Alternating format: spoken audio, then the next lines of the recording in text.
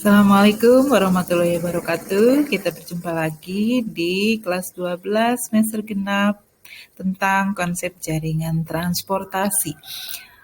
Konsep jaringan transportasi. Di sini kita akan membahas tentang di materi pembahasan pemanfaatan peta penginderaan jauh dan sistem informasi geografi yang sebelumnya sudah kita bahas. Kemudian konsep jaringan transportasi ini diartikan pengertiannya ya. Pengertian konsep jaringan transportasi adalah usaha pemindahan atau pergerakan orang atau barang dari suatu lokasi ke lokasi lain untuk keperluan tertentu. Jadi digunakan untuk keperluan tertentu dengan alat tertentu pula. Nah, itu yang dimaksud dengan transportasi.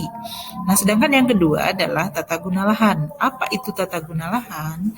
Tata guna lahan adalah cara penggunaan lahan atau pemanfaatan lahan di sekitar kita untuk kebutuhan kita sehari-hari.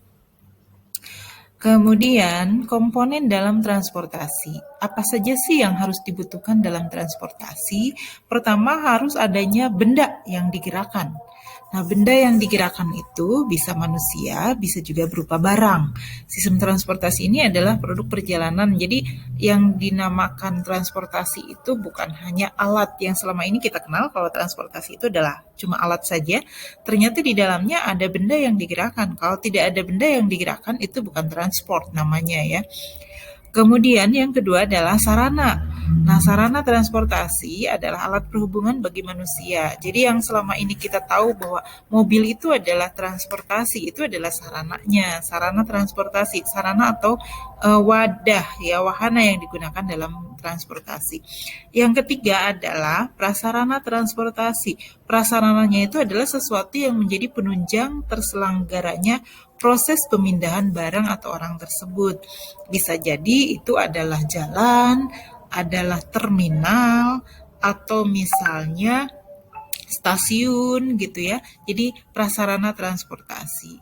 Kalau sarana berupa alat angkutnya, kalau prasarana itu adalah penunjang dari alat angkut tersebut. Nah, dalam transportasi itu dikelompokkan jadi beberapa bagian.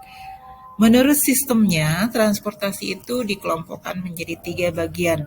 Pertama adalah, menjadi 2 bagian. Pertama adalah jaringan primer, yang kedua adalah jaringan sekunder. Nah, jaringan primer adalah jaringan yang merupakan pusat distribusi barang dan jasa. Sedangkan jaringan sekunder adalah jaringan yang kedua setelah jaringan primer, jadi merupakan jaringan yang tidak utama. Kemudian pengelompokan menurut fungsi. Menurut fungsinya, jalan itu ada beberapa macam. Yang pertama adalah jalan arteri. Jalan arteri adalah jalan umum yang berfungsi melayani angkutan utama dengan ciri utama perjalanan jarak jauh, kecepatan rata-rata tinggi, dan jumlah jalan yang dibatasi juga berdaya guna. Jadi misalnya kayak jalan tol, jalan antar kota, antar provinsi, itu masuknya jalan arteri. Ini yang kedua adalah jalan kolektor. Jalan kolektor merupakan jalan umum yang angkutan umumnya biasanya jaraknya sedang antar kota gitu, antar provinsi, antar daerah, antar kecamatan, itu misalnya masuk ke jalan kolektor. Yang ketiga adalah jalan lokal. Jalan lokal adalah jalan umum yang melayani angkutan setempat dengan ciri perjalanan dekat. Jadi angkutan pedesaan, nah itu termasuk kepada jalan lokal. Jadi sarananya adalah angkutan pedesaan. Prasarananya jalan lokal, jalan yang mengantarkan dari desa ke kota kecamatan atau ke kota kabupaten. Yang terakhir adalah jalan lingkungan. Menurut fungsinya, jalan lingkungan itu adalah jalan yang ada di sekitar kita, melayani angkutan dengan jarak rendah, jarak antar desa dengan desa, antara RT dengan RW gitu ya, itu masuknya ke dalam jalan lingkungan yang ada di sekitar lingkungan tempat tinggal kita. Kemudian pengelompokan jalan menurut status, ada yang disebut dengan jalan nasional. Jalan nasional itu adalah jalan yang arteri dan kolektor. Itu namanya jalan nasional. Jalan yang seluruh APBN-nya seluruh perbaikan dan pembuatannya biasanya itu dikeluarkan dari APBN. Kemudian jalan provinsi. Jalan provinsi itu adalah jalan kolektor. Jadi antar kota, antar provinsi ya, jalan antara Jawa Tengah, Jawa Timur, jalan tol Jawa Tengah, Jawa Timur, jalan tol Pantura itu masuknya ke jalan provinsi. Jalan kabupaten adalah jalan lokal yang menghubungkan antar kecamatan. Jalan kecamatan antar lokal kecamatan satu dengan kecamatan lain itu masuknya jalan kabupaten. Kemudian jalan kota.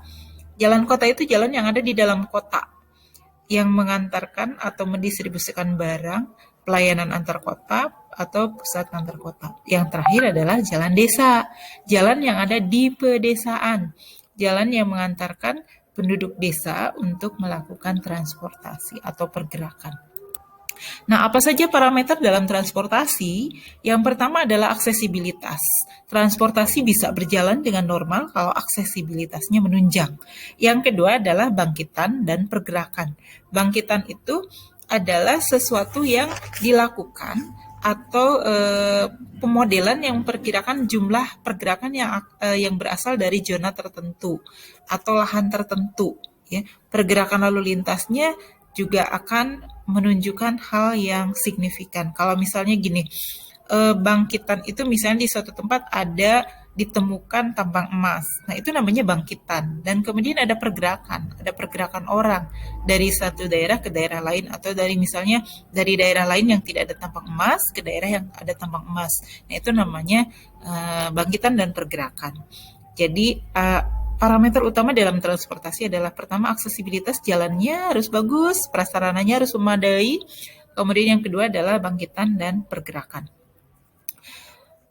Selanjutnya, terima kasih. Mungkin itu saja ya untuk pertemuan kita kali ini dalam transportasi dan tata guna lahan. Nanti di materi selanjutnya kita akan membahas tentang perencanaan transportasi dan bagaimana pengelolaan tata guna lahan di Indonesia.